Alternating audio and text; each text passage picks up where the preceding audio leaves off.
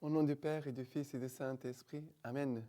Grande joie d'être là avec toi en ce samedi 8 juillet. Chaque samedi, c'est une journée toujours dédiée à la Vierge Marie. Nous devons honorer la Vierge Marie, prier chaque jour notre chapelet et vraiment de suivre de tout près la Vierge Marie, car elle toujours nous aidera à aimer Jésus, bien garder ses paroles et à les mettre en pratique. Maintenant, la première lecture d'aujourd'hui, c'est Genèse chapitre 27, à partir du verset 1. Isaac était devenu vieux et ses yeux avaient faibli jusqu'à ne plus voir. Il appela son fils aîné Ésaü. « Mon fils, vite, lui dit-il. Et celui-ci répondit, « Oui. » Et reprit, « Tu vois, je suis vieux et je ne connais pas les jours de ma mort. Maintenant, prends tes armes, ton carquois et ton arc. Sors dans la campagne et tue-moi du gibier. Apprête-moi un régal comme j'aime et apporte-le-moi, que je mange, afin que mon âme te bénisse avant que je meure. » Or Rebecca écoutait pendant qu'Isaac parlait à son fils Ésaü. Ésaü alla donc dans la campagne chasser du gibier pour son père. Rebecca prit les plus beaux habits d'Ésaü, son fils aîné, qu'elle avait à la maison, et en revêtit Jacob, son fils cadet. Avec la peau des chevreaux, elle lui couvrit les bras et la partie lisse du cou. Puis elle mit les regals et les pains qu'elle avait apprêtés entre les mains de son fils Jacob. Elle alla auprès de son père et dit, « Mon père ?» Celui-ci répondit, « Oui. Qui es-tu, mon fils ?» Jacob dit à son père, « Je suis Ésaü, ton premier-né. J'ai fait ce que tu m'as demandé. Lève-toi, je te prie, assieds-toi et mange de ma chasse, afin que ton âme me bénisse. » Isaac dit à Jacob, « Comme tu as trouvé vite, mon fils. » C'est, répondit-il, que Seigneur ton Dieu m'a été propice. Isaac dit à Jacob, « Approche-toi donc, que je te tâte, mon fils, pour savoir si, oui ou non, tu es mon fils Ésaü. » Jacob s'approcha de son père Isaac, qui le tâta et dit, « La voix est celle de Jacob, mais les bras sont ceux d'Ésaü. » Il ne le reconnut pas, car ses bras étaient velus comme ceux d'Ésaü, son frère, et il les bénit. Il dit, « Tu es béni, mon fils Ésaü. » Et l'autre répondit, « Oui. » Isaac reprit, « Serre-moi, et que je mange de la chasse de mon fils, afin que mon âme te bénisse. » Il le servit et il mangea. Il lui présenta du vin et il but. Son père Isaac lui dit, « Approche-toi et embrasse-moi, mon fils. » Il s'approcha et embrassa son père, qui respira l'odeur de ses vêtements. Et il le bénit ainsi. « Oui, l'odeur de mon fils est comme l'odeur d'un champ fertile, que le Seigneur a béni. Que Dieu te donne la rosée du ciel et le grand territoire, froment et vin en abondance. Que les peuples te servent, que les nations se prosternent devant toi. Sois un maître pour tes frères, que se prosternent devant toi les fils de ta mère. Maudit soit qui te maudira, béni soit qui te bénira. » Alors, ce passage, c'est très beau. La bénédiction que Dieu donne à Jacob à travers la bouche d'Isaac. Maudit soit qui te maudira, béni soit qui te bénira. Mais nous voyons ici Rebecca, parce que souvent quand les gens lisent ce passage, ils disent, mais Sarah a trompé son mari, Sarah n'a pas bien fait, mais Sarah non, Rebecca. Mais vous vous souvenez que déjà pour Sarah, Dieu avait dit à Abraham, fais tout ce qu'elle te dira. Avec Rebecca, on pourrait dire la même chose. Rebecca, elle a une grâce prophétique. Elle voit davantage les projets de Dieu. C'est pour ça qu'elle va mettre Jacob devant pour recevoir la bénédiction de Dieu, parce qu'elle savait que c'était par lui, par Jacob, que la grâce de Dieu allait entrer et faire son chemin, son œuvre dans la vie de son peuple. Rebecca a vu cela et elle a pris des moyens, on pourrait dire, non pas les mieux, mais il fallait que Rebecca avait cette conviction. Il faut que Jacob reçoive la bénédiction. C'est lui que Dieu a choisi. C'est lui que Dieu a choisi.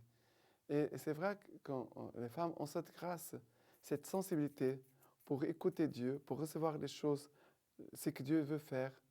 Les femmes, souvent, elles ont une grande grâce d'écoute. Bien sûr nous tous, on doit avoir cette grâce d'écoute de Dieu. Mais c'est vrai que souvent, les femmes sont plus rapides que nous les hommes. Et en plus, elles sont plus prophétiques. Et c'est cela qu'on voit ici. D'accord? Et maintenant, le psaume 135. Le psaume 135, à partir du verset 1. Alléluia! Louez le nom du Seigneur. Louez serviteur du Seigneur. Officions dans la maison du Seigneur, dans les parvis de la maison de notre Dieu. Louez le Seigneur, car il est bon, le Seigneur. Jouez pour son nom, car il est doux. C'est Jacob que le Seigneur s'est choisi, Israël dont il fait son apanage. Moi, je sais qu'il est grand le Seigneur, que notre Seigneur surpasse tous les dieux. Alors, ici, l'invitation, c'est louer le nom du Seigneur, louer le serviteur du Seigneur, louer le Seigneur car il est bon, jouer pour son nom car il est doux. C'est Jacob que le Seigneur s'est choisi, Israël dont il fit son apanage. Voilà, cette invitation que veut vraiment, d'un côté, nous inviter à ce dynamisme, spirituel dans la vie dans l'Esprit Saint, qui nous fait jouer, louer, chanter, travailler, qui nous conduit toute notre vie. Mais en même temps, ici, de nous rappeler l'élection de Dieu dans notre vie. Dieu nous a choisis. On doit honorer ses choix divins. D'accord? Maintenant, l'évangile d'aujourd'hui, c'est Matthieu chapitre 9, à partir du verset 14. Alors les disciples de Jean s'approchent de lui en disant, « Pourquoi nous et les pharisiens jeûnons, et tes disciples ne jeûnent-ils pas ?» Et Jésus leur dit, « Les compagnons de l'époux peuvent-ils mener le deuil tant que l'époux est avec eux? Mais viendront des jours où l'époux leur sera enlevé, et alors ils jeûneront. Personne ne rajoute une pièce de drap non foulée à un vieux vêtement, car le morceau rapporté tire sur le vêtement et les déchirures s'aggravent. On ne met pas plus de vin nouveau dans des outres vieilles. Autrefois, les outres éclatent, le vin se répand et les outres sont perdues. Mais on met du vin nouveau dans des outres neuves, et l'un et l'autre se conservent. Ça veut transformer notre cœur, le préparer, le nettoyer pour qu'il soit propre pour recevoir la grâce.